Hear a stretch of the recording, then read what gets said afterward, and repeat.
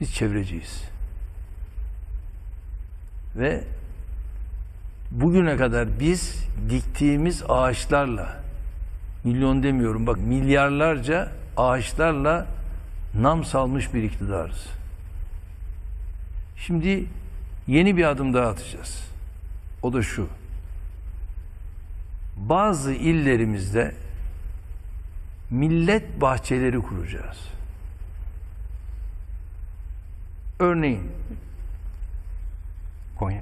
he? Konya. Şimdi Konya'da mesela Konya Stadı vardı. Konya Stadı'nın yerini, şimdi biz Konya'yı iyi biliyorum. Yeni stat yaptığımız için o stadın yerine biz orada bir millet bahçesi. Aynı şekilde Eskişehir. Eskişehir'in eski stadı, o eski stadın olduğu yere biz şimdi bir millet bahçesi kuracağız. Aynı şekilde İstanbul. Bak, en büyük müjde bu. Belki acele ettim ama söylemem lazım. Çünkü ruhumdan ihtiyaç geldi. da bu değil mi Sayın Cumhurbaşkanı? İnşallah havalimanının olduğu yere biz millet bahçesi yapacağız. Atatürk Havalimanı var ya, Evet. orası millet bahçesi olacak. 29 Ekim'de İstanbul'daki o dünyanın sayılı havalimanını açıyoruz.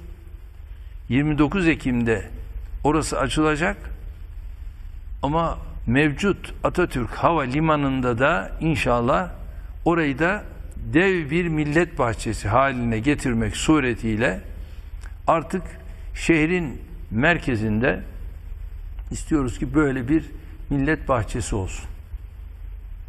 Çok büyük bir müjde. Müjde yani, işte yok İngiltere'nin şöyle bahçeleri var, bilmem şuranın şöyle bizim de var diyeceğiz. Onun için de burayla ilgili biz şu anda animasyon çalışmaları vesaireler, onlar bir taraftan yürüyor.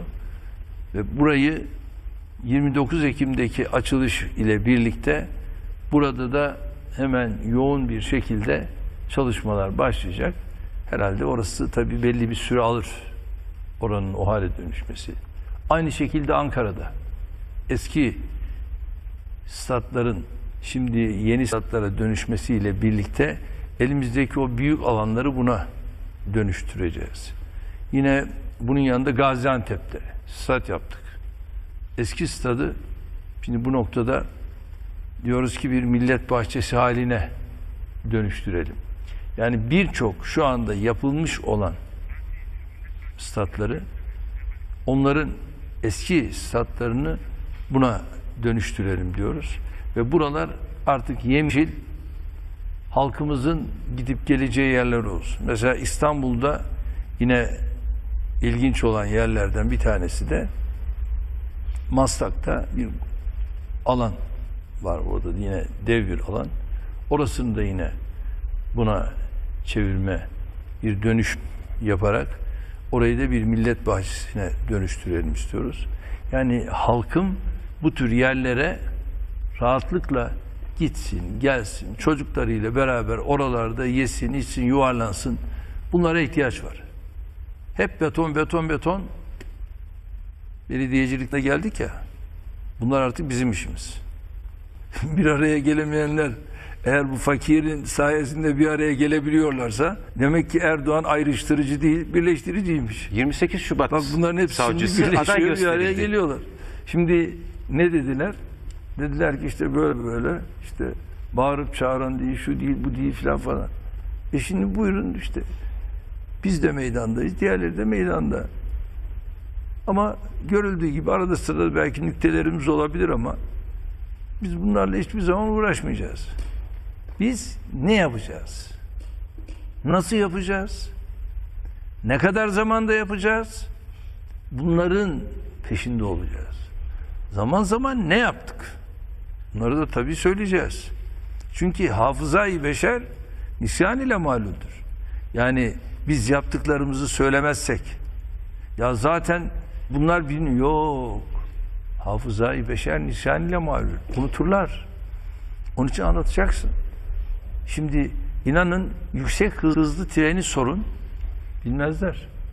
Şimdi biz yüksek hızlı trenle artık yolculuklar başladı. Ve her geçen gün yeni yeni illeri birbirine alıyoruz. Bundan daha güzel yatırımlar, adımlar olabilir mi? Mesela şehir hastaneleri. İnan birçoğu bu şehir hastanelerini bilmez. Gayet güzel bir şekilde modern araçlarla hastane koridorlarında taşınıyorsunuz. Ve bu artık Batı'nın bile erişemediği sağlık sistemi. Mesela Mersin'i açtık. Muhteşem. Isparta'yı açtık. Muhteşem. Yozgat'ı açtık. Muhteşem. Bakın ben yaptıklarımızı söylüyorum. Ve diğerleri de aynı şekilde şu anda yapılıyor ve hemen hemen her büyük şehire bir tane şehir hastanesi yapacağız. Ve bunlar çekim alanı oluşturacaklar. Ve bunlar projeler de güzel. Geçen Kayseri'yi açtık. Muhteşem. Muhteşem.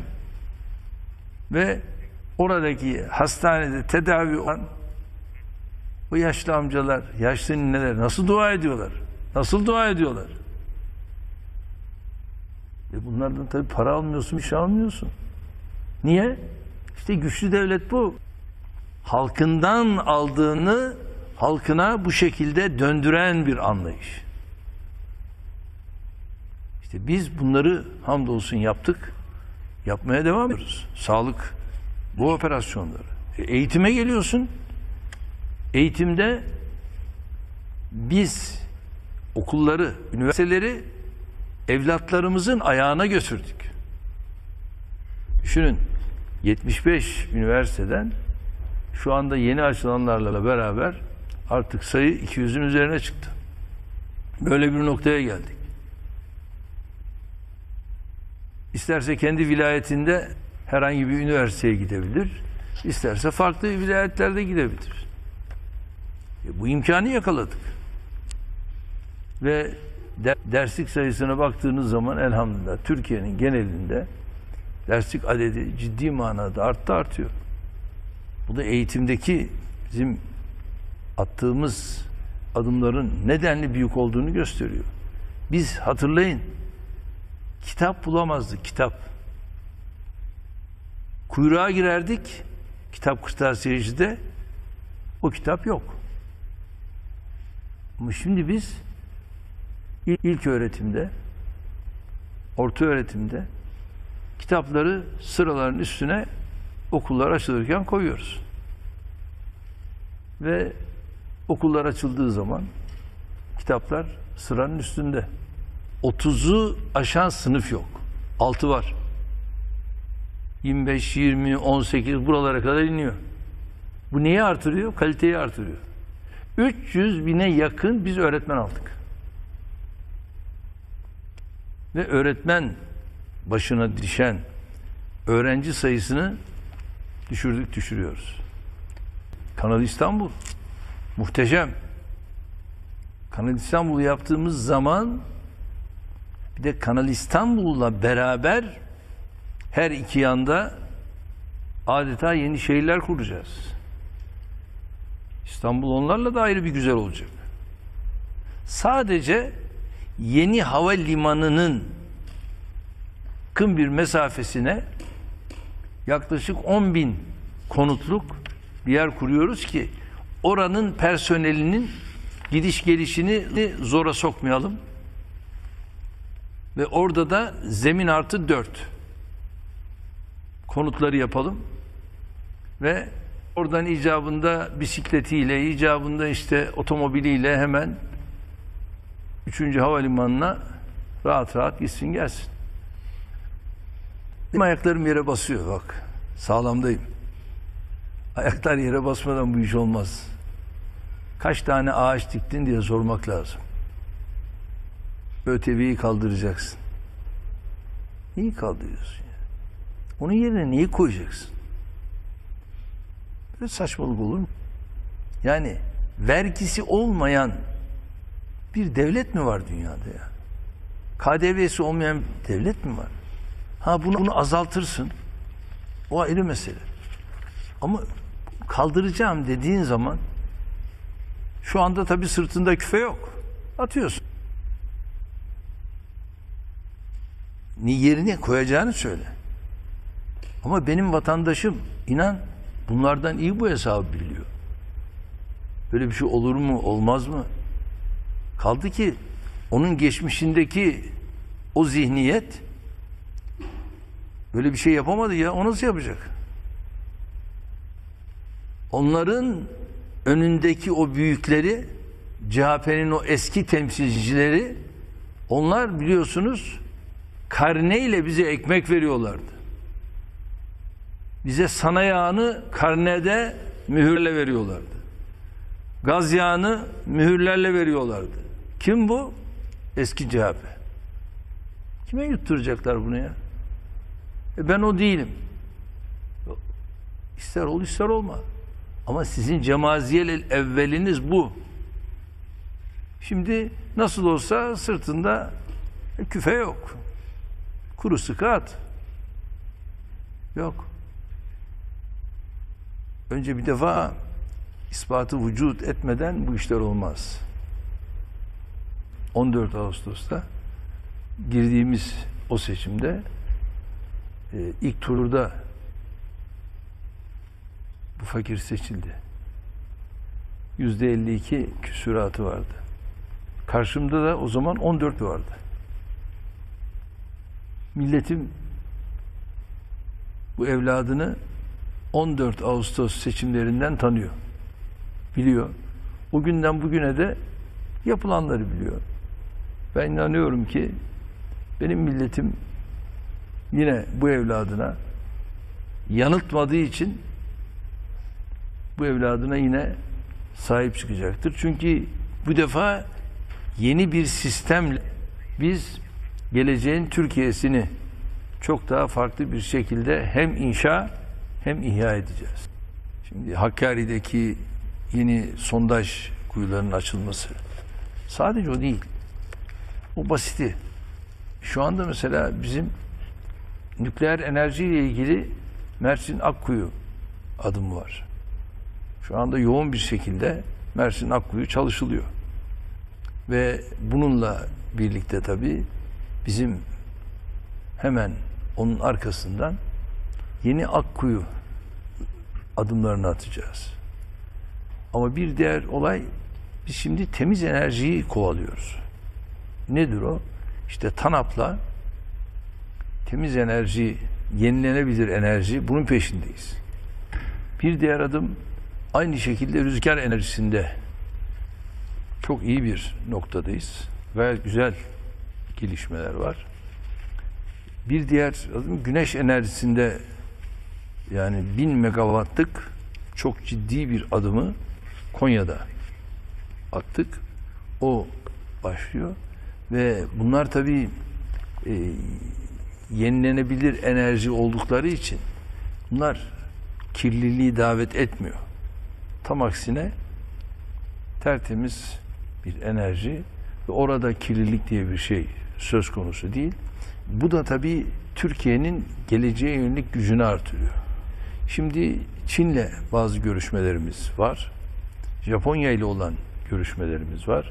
Bunlarla da ikinci, üçüncü paket yine nükleer enerji çalışmalarımız olacak. Onlarla görüşmeler devam ediyor. İşte geçenlerde Enerji Bakanımız Berat Çin'deydi. Orada görüşmelerini yaptı. O görüşmelerin tabii neticelerini de peyderpey alıyoruz, alacağız. Zaten şu anda bizim yani devamlılığımızın önemi biraz da buradan geliyor. Çünkü uluslararası bir marjınız var. Uluslararası bu noktadaki o marj, o güç sizi ne yapmış? Kabullenmiş.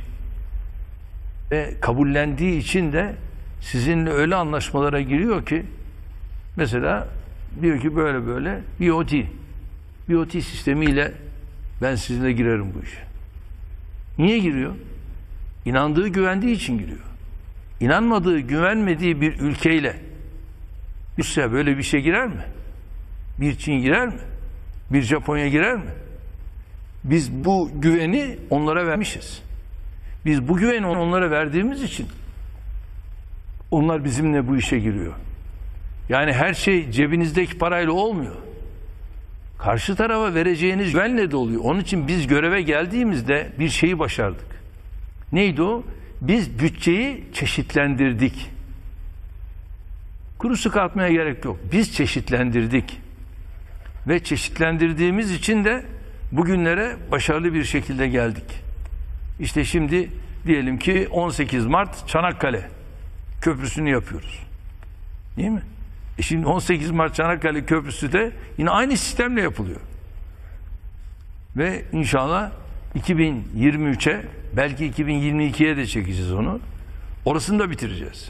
Orada da Avrupa Asya'yı birbirine bağlıyoruz. Bak, başlanmamış değil. Bunlar başlanmış projeler. Bunları bu şekilde yürütüyoruz. Çünkü biz yapamayacağımızı vaat etmedik. Hep yaptıklarımızı konuştuk. Yine aynı şekilde yaptıklarımızı konuşacağız. Er veya geç bitireceğiz.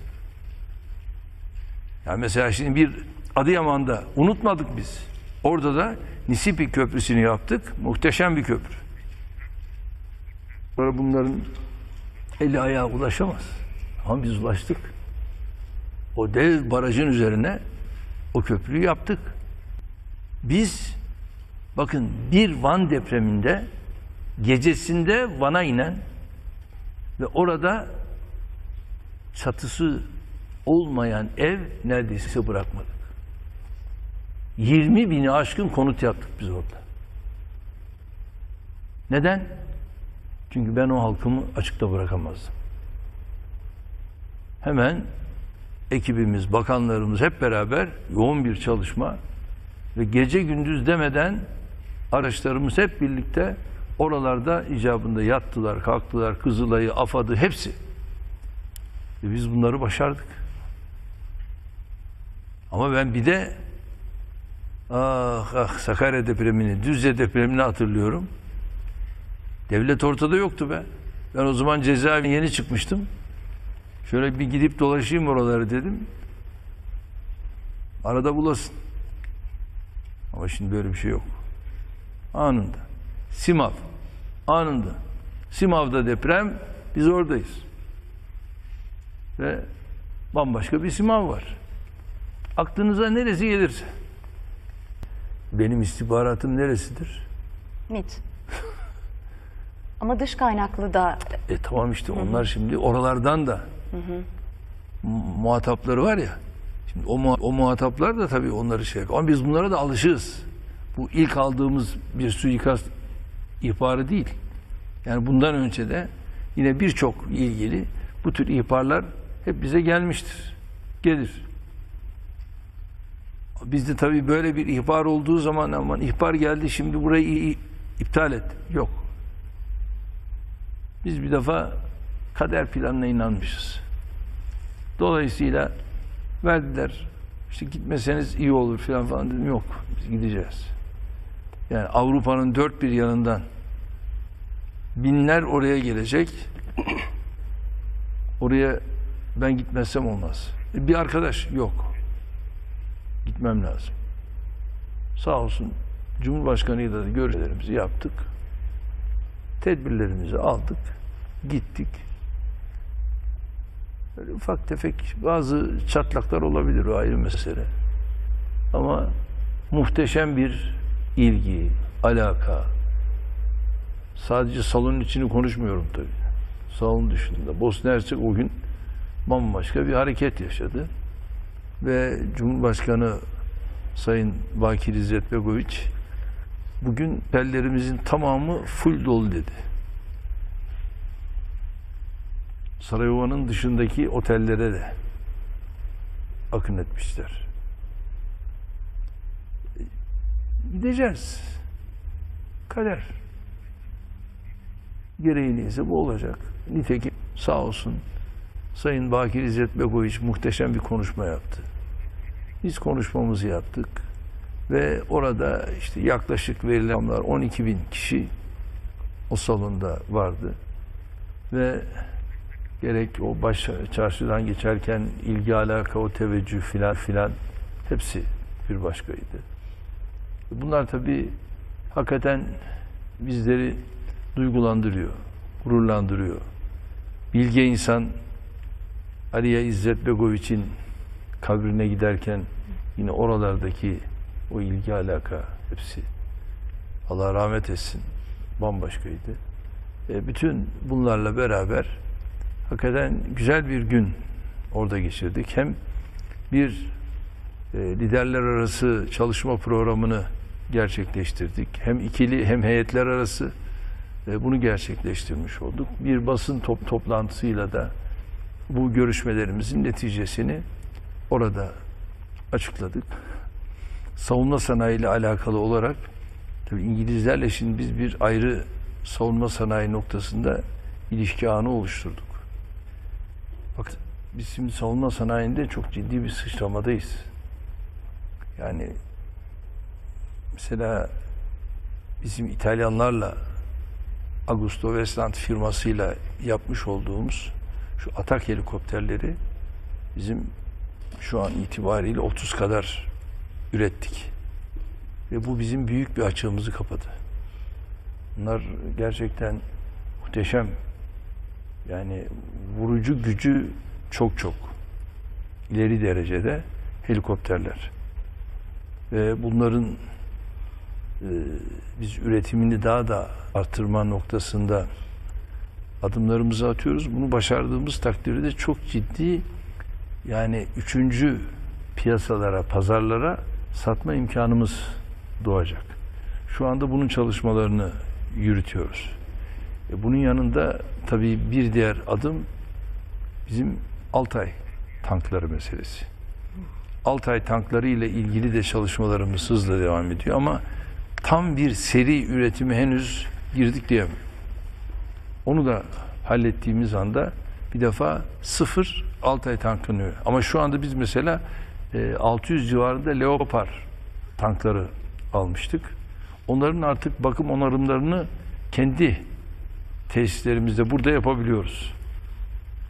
Ve bunların yanında tabii en önemlisi ki Bayraktar SİHA. Şimdi ona geleceğim.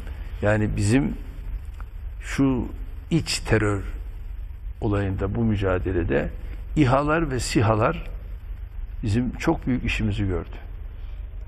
İHA'larla koordinatlar F-15'lerle de F-16'larla da oraları vuruşlar. Aynı şekilde SİHA'larla zaten o hem görüyor hem vuruyor. Acayip bir şey onlar. Ve bize İsrail, Amerika bunları vermedi. İsrail bize bir 10 tane verdi. Ondan sonra onların tamir bakımı bilmem neyi bize can çekiştirdiler. Ama şimdi onların o derdinden kurtulduk. Şimdi her an kendi ülkemizde özel sektör üretiyor. Ve ihtiyacımız neyse bu ihtiyacımızı da onlar bize süratle yetiştirmeye çalışıyorlar. Ve bu bakımdan da çok önemli. Ve bir de tabii özellikle kendi piyade tüfeklerimizi yaptık. İngiltere ile TFX bunun anlaşmasını yaptık. Savaş uçakları. Şimdi onlarla da bu adımları atıyoruz ve bu konuda da savunma sanayi müsteşarlığımız muhataplarıyla görüşmelerini yapıyor. Tabii bütün bunlarla beraber yani bir diğer çok önemli bir adım. O da şu anda yine İngilizlerle özellikle attıkları bu savunma sanayindeki adımlarda bizi yani ortak olarak yanlarına kabullenme olayı. Bunu da kabul ediyorlar. Tabii bizim tek onlara şartımız şu. Yani biz sizlerle bunu yaparız. Yaparız ama birilerine bağımlı olursanız bu mümkün değil.